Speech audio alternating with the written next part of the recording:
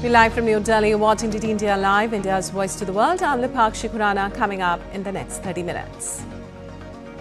Trouble brews as US President Donald Trump says there is no room for Canada and Mexico to avoid tariffs, doubles China levies to 20%, counter tariffs on the cards.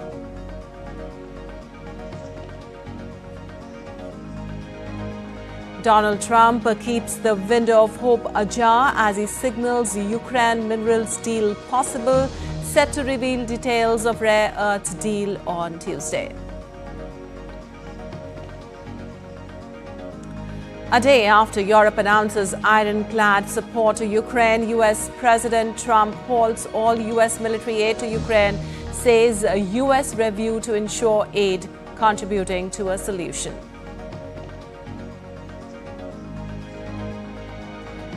Extraordinary Arab League summit on a plan to counter US proposal to take over Gaza and move to its residents today. Arab foreign ministers chalk out plan in Monday meet. And in sports, India to face Australia in a high-voltage showdown in the first semi-final of the ICC Champions Trophy in Dubai.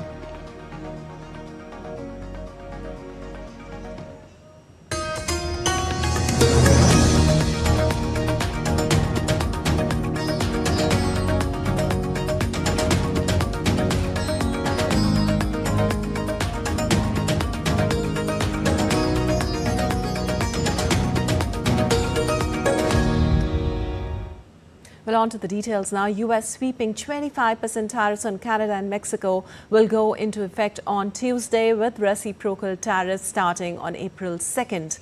Speaking at the White House, President Trump clearly said that there is no room left for negotiation. There were earlier speculations that Canada and Mexico could avert tariffs by reaching a deal on curbing fentanyl flows into the United States. Tariffs 25% on Canada and 25% on Mexico, and that'll start. So they're going to have a tariff. So what they have to do is build their car plants, frankly, and other things in the United States, in which case they have no tariffs. Well, an additional 10% tariff on Chinese imports is also expected to come into force, leaving all three of America's top three trade partners facing significantly higher trade barriers than just a few weeks ago. He'd already imposed a 10% tariff on Chinese exports to the US last month, meaning goods from the country now face a levy of at least 20%.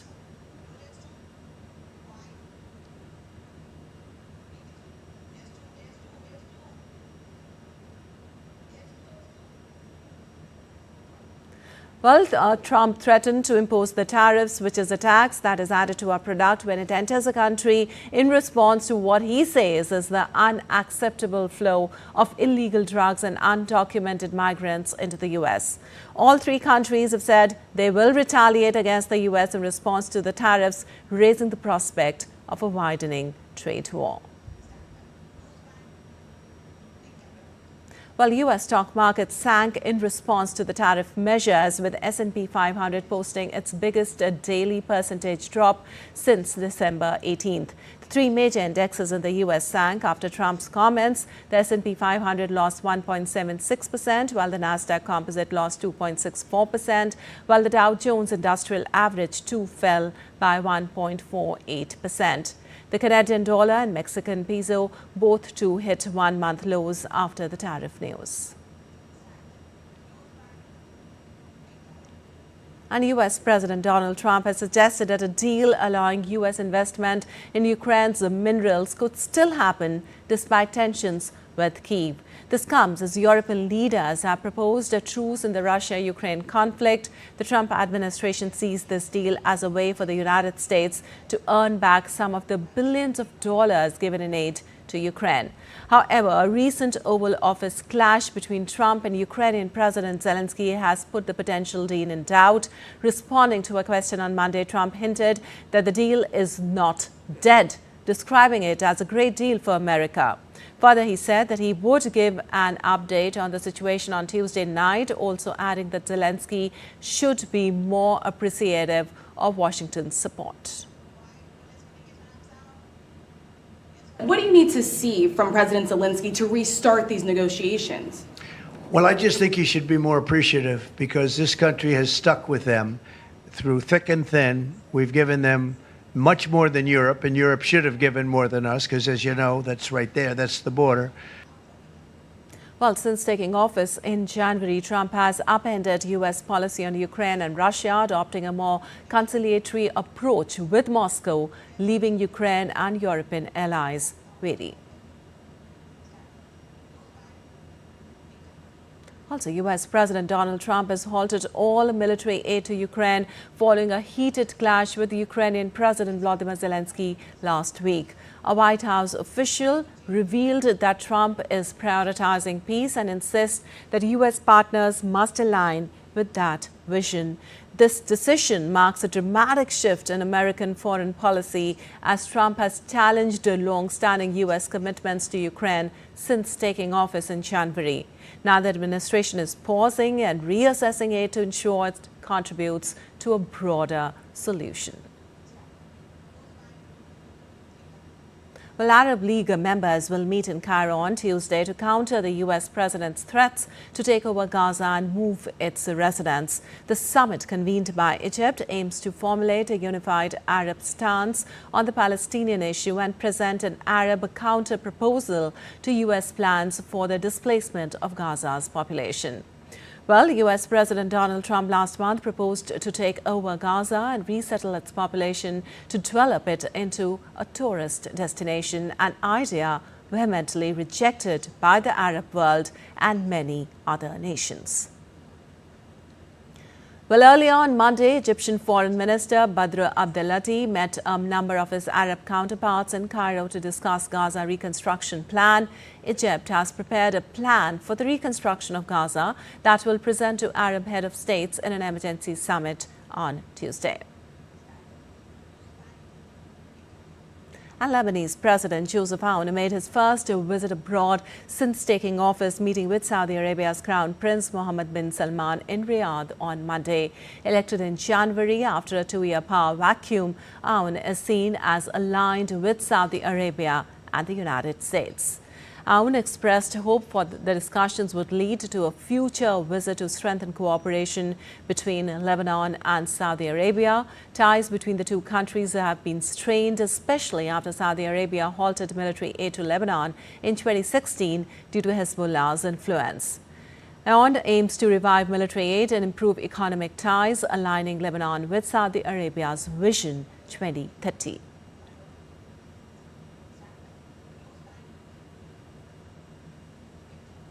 And SpaceX called off its 8th Starship test flight from Texas over an unspecified issue on the rocket system's core ship, delaying for at least 24 hours the company's attempt to deploy mock Starlink satellites in space for the first time. The scrap was announced on the live stream after both Starship and Super Heavy rocket triggered multiple holes 40 seconds before launch. SpaceX will have another go on Wednesday. The mission will follow a suborbital trajectory similar to previous tests, but aims to achieve several new milestones. Key objectives include the deployment of 4 Starlink simulators, which will mimic the size of next-generation Starlink satellites, and conducting multiple re-entry experiments to enhance the upper stage's return and catch capabilities.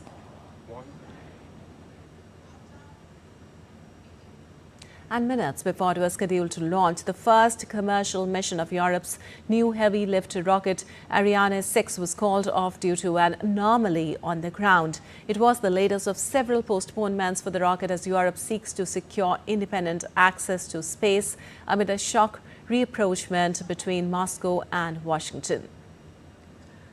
The launch was postponed as Europe seeks to reduce its reliance on the United States for security, and the European space industry struggles to remain competitive with Elon Musk's SpaceX. And Spanish monarch King Philip VI inaugurated the Mobile World Congress, or the MWC, in Barcelona on Monday, joined by Spain's Prime Minister Pedro Sanchez and other officials. The event, running until March 6th, is set to exceed last year's 1 lakh plus visitors, with a strong focus on advancement in 5G and AI. During his visit, King Philip VI toured various pavilions, including Mobile World Capital and Catalonia, where he engaged with industry leaders and explored the latest innovations. Well, the NWC has drawn attention to groundbreaking technologies, particularly in AI and 5G. Thousands of attendees are exploring these innovations, which are expected to drastically shape the future of connectivity and automation in the coming decades. Well, the United Nations Environment Programme announced a new round of negotiations towards a global plastics treaty, which will take place from August 5th to 14th in Geneva after countries failed to agree on the parameters of a final agreement last December in Busan, South Korea. The most divisive issue that prevented a final deal in Busan included capping plastic production, managing plastic products and chemicals of concern, and financing to help developing countries implement the treaty. More than 100 countries backed a treaty draft that would have created a path for a global plastic production reduction target, while a competing proposal backed by oil and petrochemical producing states omitted production caps. Well, achieving agreement could face more headwinds while countries reconvene in Switzerland under a geopolitical landscape that has been transformed by strained diplomacy.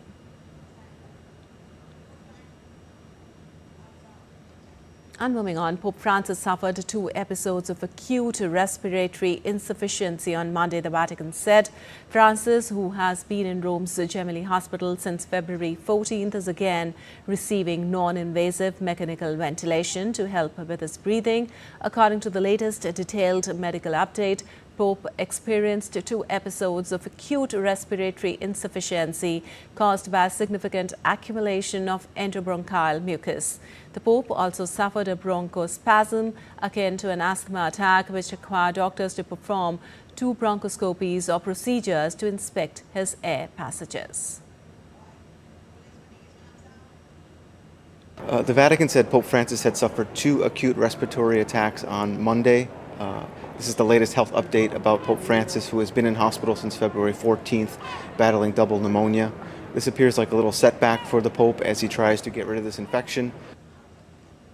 Well, in southern Bolivia, at least 31 people died on Monday when their bus plunged into a ravine after colliding with a pickup truck, bringing to nearly 70 the number killed on area roads in recent days. The crash in southern Potosi department came 2 days after at least 37 people died when a bus heading to Oruro Carnival, one of the biggest festivals in Latin America, collided with another bus near the city of Uyuni. Investigators said they suspected the pickup driver of causing the collision by crossing lanes into oncoming traffic, ramming the headlong with the bus, which plummeted down a gorge half a kilometer deep. 22 people were injured in the accident. Horrific smashes are all too frequent on Bolivia's narrow mountain roads.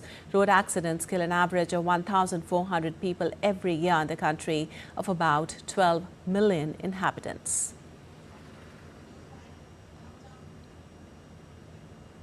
Well, German prosecutors have started an investigation against a 40-year-old for allegedly driving into a crowd in the city of Mannheim on Monday for 2 counts of murder. The suspect also has a previous conviction from 2018 for a far-right hate speech after making a comment on Facebook. He also shot himself in the mouth after the recent incident. However, he is currently in the hospital and in a stable condition. In the beginning, it was not yet clear whether it was an extremist perpetrator or whether there was a political motive. According to what we know so far, we can rule out the possibility that it was a politically motivated act. Instead, we have concrete indications that the perpetrator was mentally ill. That is why the investigation is concentrating on this aspect. We obtained a search warrant for the perpetrator's home quite quickly. This search warrant has been or is just being executed, and we are, of course, trying to find out more about the perpetrator's background and motivation. Well, police were on high alert for this year's carnival parades after social media accounts linked to the Islamic State militant group called for attacks on the events in Cologne and Nürnberg. A minister, however, has ruled out any possible connection of the incident to these events.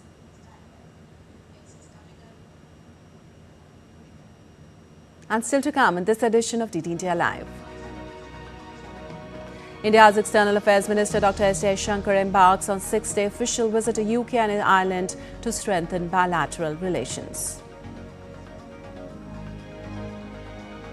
Indian Navy's squadron engages in maritime cooperation with Royal Thai Navy during port call at Phuket.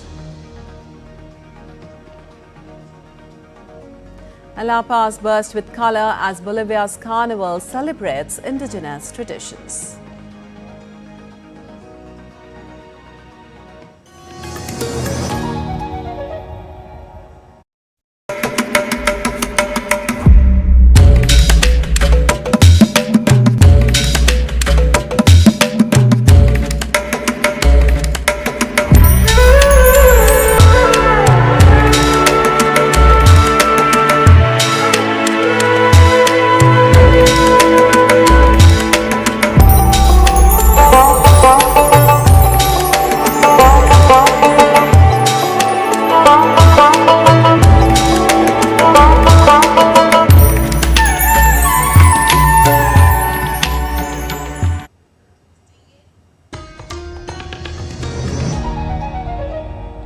Welcome back. You're watching DT India Live. I'm Lipakshi Khurana. Moving on, India's President Draupadi Murmu to deliver the concluding address at the ongoing two-day visitors' conference in the national capital.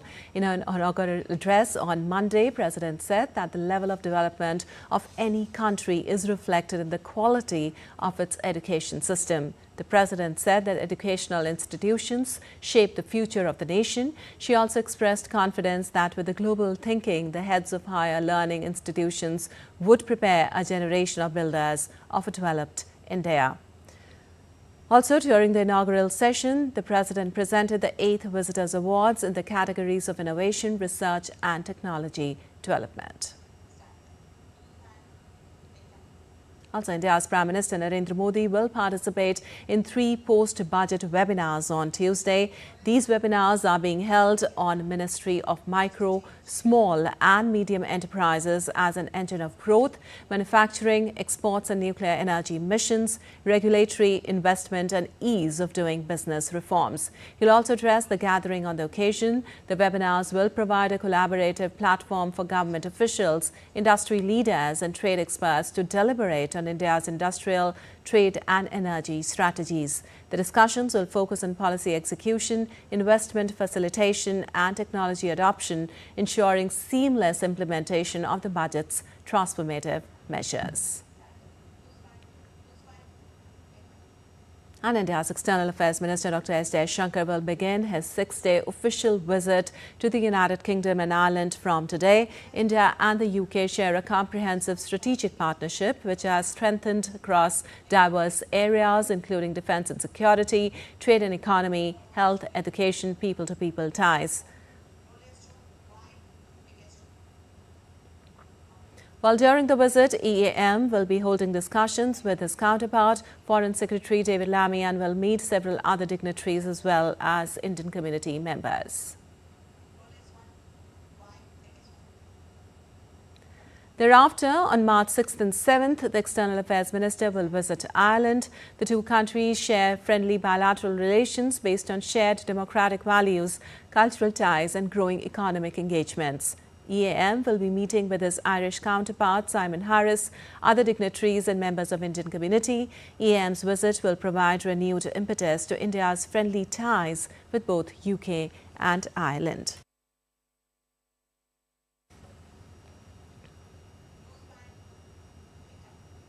And Belgium King Philip's sister, Princess Astrid, is on a 7-day official visit to India, leading a delegation of 335 members and 180 companies.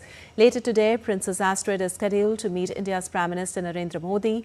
On Monday, India's Defence Minister Rajnath Singh met Princess Astrid and his counterpart Theo Franken in New Delhi. The leaders discussed issues related to the regional security and the possibility of defence engagements in the Indo-Pacific.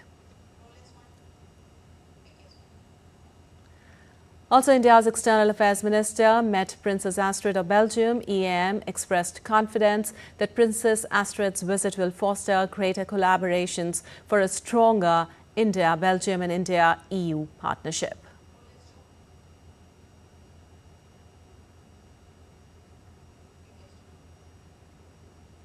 Earlier, India's External Affairs Minister Dr. S. Jaishankar met Belgium's Deputy Prime Minister and Foreign Minister Maxime Prévost at Hyderabad House in New Delhi. Highlighting strong ties, Jaishankar emphasized the potential for a more contemporary partnership focusing on semiconductors, AI, clean energy, research and innovation.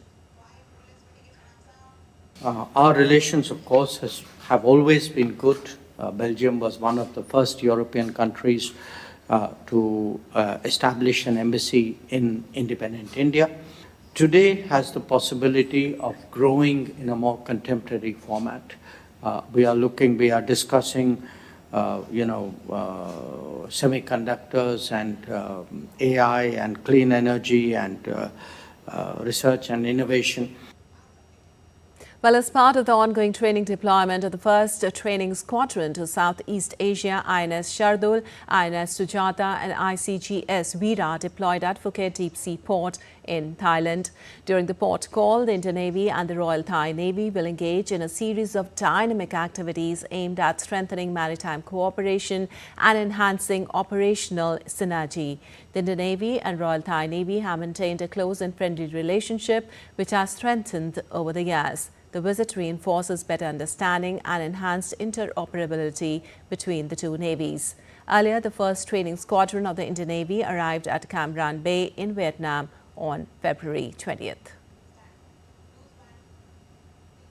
And in sports, India and Australia will face in a high-voltage showdown in the first semi-final of the ICC Champions Trophy at the Dubai International Stadium on Tuesday. The men in blue will be bidding for their third title after emerging victorious in the 2002 and 2013 editions of the tournament. This will be India's sixth Champions Trophy semi-final appearance, and it will be featuring in a last-four match for the third consecutive time in the competition's history. More in this report.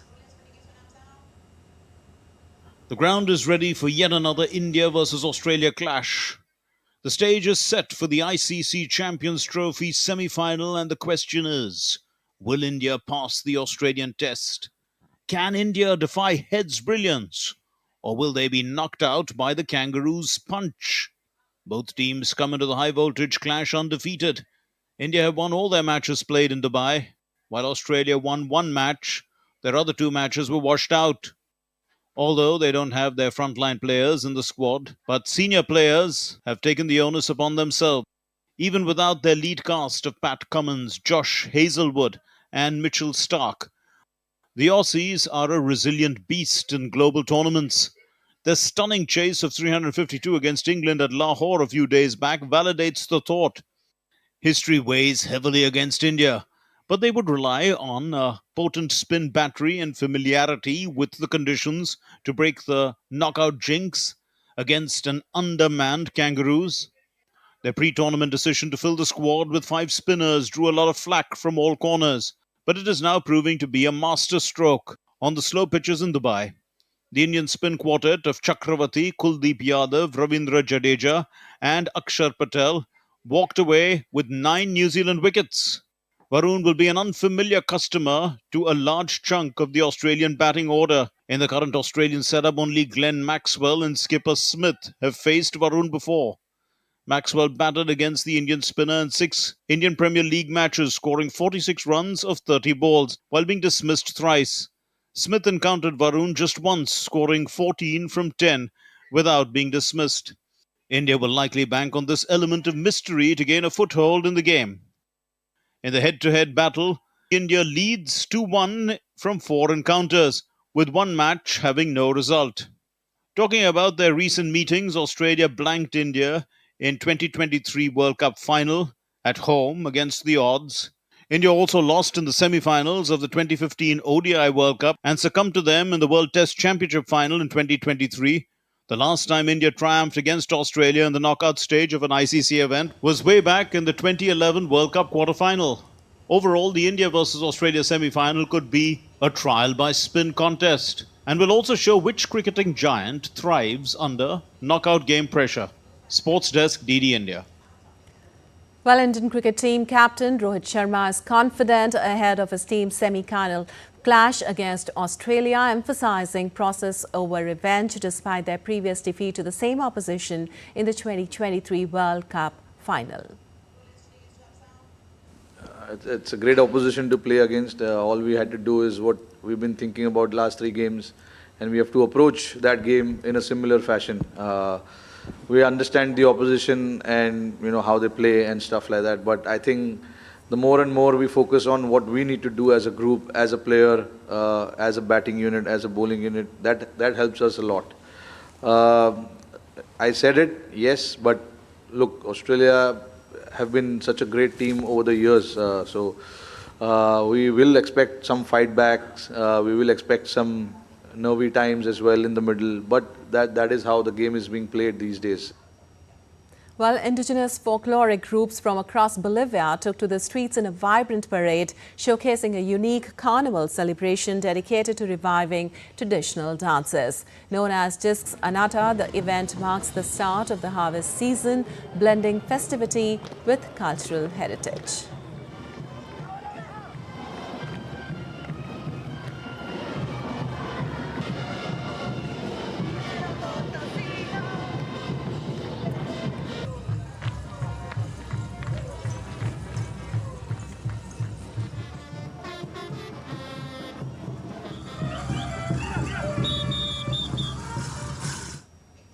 All right, that's all for this edition of DT India Live, but let us know your thoughts on the news of the day. For those on the go, you can get all the latest news and updates from India and across the world on the DT India mobile app. The app is available on both Android and iOS platforms. Scan the QR code on the screen to download now.